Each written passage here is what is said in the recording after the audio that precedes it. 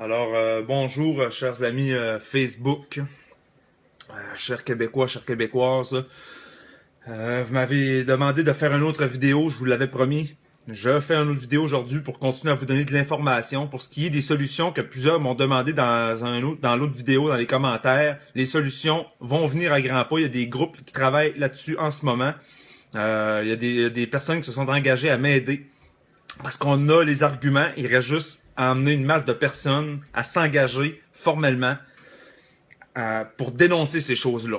Okay? Soit par voie de plainte aux criminels ou par mise en demeure. Il faut falloir faire quelque chose qui engage les gens. Pas des pétitions, ça vaut rien.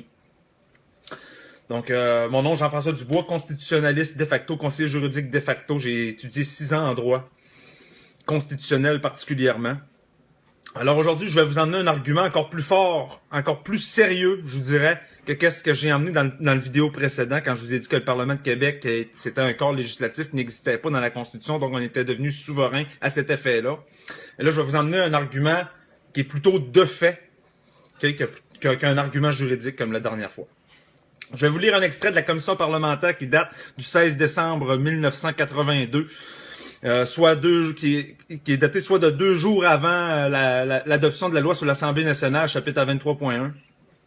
Là la loi dans laquelle il créait le Parlement de Québec qui disait assumer les pouvoirs de la législature, comme je vous avais expliqué dans l'autre vidéo. C'est un extrait de la commission parlementaire. J'ai les écrits, on a les audios aussi. Mais là, je vais vous le lire.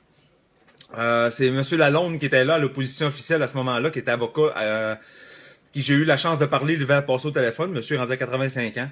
Il a été ministre pendant plusieurs années, maître Fernand Lalonde. Il y en a plusieurs probablement qui vont le connaître, là, d'entre vous. Alors, lui avait eu la sagesse de soulever cette question-là en chambre. Ben, pas en chambre, c'était pas à l'Assemblée nationale, en fait, c'était en commission parlementaire à ce moment-là. Ça, ces extraits de débat-là, vous pouvez les trouver sur le site de l'Assemblée nationale. C'est pas évident à trouver, mais ils se trouvent. Donc, je vais vous lire ce qui s'était débattu cette journée-là. C'est très fascinant. Monsieur Lalonde, Monsieur le Président, si vous m'accordez 30 secondes, vous savez que la loi sur la législature actuelle prévoit une Assemblée nationale de 110 députés. Alors, il y en a peut-être 22 qui siègent illégalement. Monsieur Gay dit 12.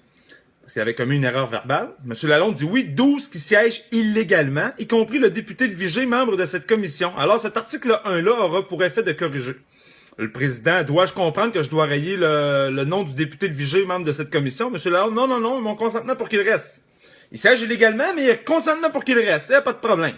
Hein? Nos beaux députés, nos beaux ministres, c'est intelligent, ça. Oh. Mais l'article 1 qui parle, il dit l'article 1 aura pour effet de corriger. C'est à ça que je vais en venir. Hein? Et l'article 1 qui parle, c'est l'article 1 de la loi sur l'Assemblée nationale. Okay? Qui a été adopté 2 jours plus tard, où est-ce qu'il venait statuer le nombre de députés à 122. Okay? Parce que l'élection de 1981, c'est passé dans 122 circonscriptions, alors que la loi sur la législature disait que c'était 110 circonscriptions, 110 députés seulement qui devaient y avoir. Okay? Fait que ils se sont retrouvés avec une irrégularité importante.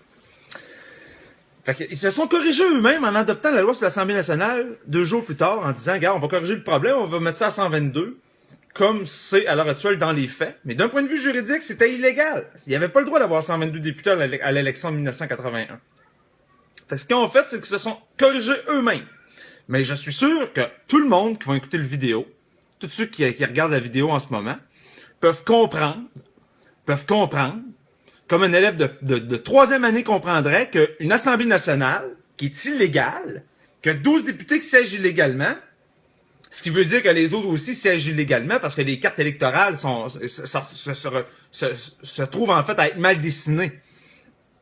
Ben, vous comprenez très bien qu'ils peuvent pas se corriger eux autres mêmes. Parce qu'au moment où est-ce qu'ils votent la loi pour se corriger, sont illégales. Ça prend pas la tête à Einstein pour comprendre ça, là. Sont illégales. C'est facile à comprendre. Fait que la loi sur l'Assemblée nationale, à part d'une irrégularité, ça avait pour but de corriger cette irrégularité-là.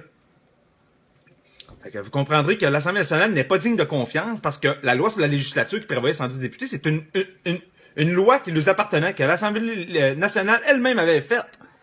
Ils ne respectent pas leur propre loi. Ça, c'est sans compter que la loi d'interprétation non plus du Québec, chapitre 16, ils la respectent pas non plus parce que ils font entrer des commissaires en poste alors que la loi est même pas encore passée. Ils violent la loi d'interprétation. Ça, c'est d'autres choses que je pourrais vous montrer dans d'autres vidéos. Mais là, aujourd'hui, ce que je voulais vous parler, c'était ça. 12 députés qui siègent illégalement à l'Assemblée nationale. Puis on a bâti la loi sur l'Assemblée nationale qui nous gouverne tous ici aujourd'hui à partir d'une irrégularité comme ça. C'est dégueulasse. Ça veut dire qu'aujourd'hui, l'Assemblée nationale siège encore illégalement. S'il y a 12 députés qui siégeaient illégalement, ça veut dire qu'il y en avait... Les autres aussi siégeaient illégalement. J'ai les cartes électorales ici. Originales du directeur général des élections. Quand on regarde les comtés électoraux, là, ils se sont attaqués à des comtés protégés. Des comtés anglophones, des choses comme ça. Alors, je pourrais vous montrer les cartes, mais je veux pas que la vidéo soit trop longue. Mais ça, c'est pas important. Ce qui est important que vous compreniez, c'est ce qui est sur la feuille ici. Ce qui a été dit en commission parlementaire. 12 députés qui siègent illégalement. Avec tous ces arguments-là, puis les arguments aussi que je vais soulever dans d'autres vidéos, vous comprendrez bien que le Parlement de Québec, on peut y faire perdre sa légitimité, on peut y faire perdre son statut. Tout comme le Parlement canadien. On est capable de sortir de la Fédération canadienne, il n'y en a pas de problème. De toute façon, on n'a aucune protection de la reine, on n'a aucune protection par le Parlement canadien pour nos droits constitutionnels. Fait que ça donne quoi de rester dans la Fédération canadienne? Vous le voulez, votre pays? On va le faire. Mais moi, je vais vous dire personnellement, c'est pas un pays que je veux, c'est la liberté. Fait que si on est pour rester avec une Assemblée nationale qui fait des conneries pareilles, ben ça sert à quoi de se séparer? On va le faire, notre pays. Mais l'Assemblée nationale, il faut qu'elle prenne une débarque aussi. Tout ce petit monde-là qui la compose, là, ça gagne d'hypocrite-là, il faut que ça débarque. Mais on va se servir de ces arguments-là pour le faire.